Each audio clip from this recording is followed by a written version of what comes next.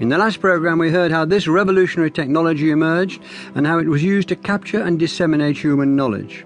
But today I'm going to find out how papyrus and wax tablets gave way to paper and a book, and how a skill practised only by a handful of highly educated scribes became a mass medium.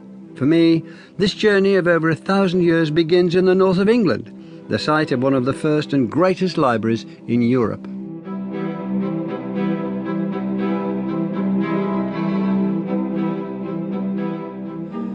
We've talked a lot about the written word so far in this series, but what we haven't yet mentioned is the book. And I'm surrounded by books, magnificent books. I'm in the Cathedral Library of Durham Cathedral.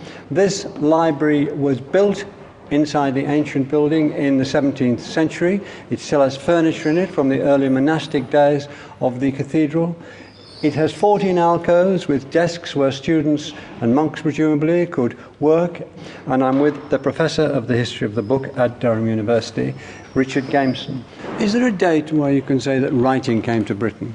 Well, we know that when the Romans arrived in Britain, they brought writing with them. And of course, in the last generation, we've had spectacular proof of that in the finds at Vindolanda, the fort on the Roman wall, which included all sorts of wooden tablets with everything from fragments of Virgil's quotations from Virgil through to invitations to dinner parties. So that gives us the arrival of writing in Britain. We can reasonably assume that cultivated Romans would have had libraries, and these would have been collections of scrolls. But unfortunately, whereas papyrus might just survive across the centuries in a dry climate, a warm, dry climate like Egypt, in a damp, cool climate like Britain, its chances of survival were zero. But there's plenty that survived at Vindolanda. There is, because that was written on wood rather than on papyrus, but we still think that papyrus would have been the normal support for writing.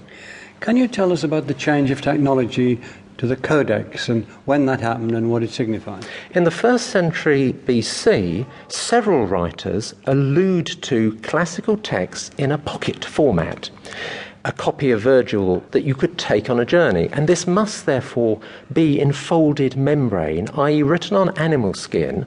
You could write on both sides. It could be a much smaller unit.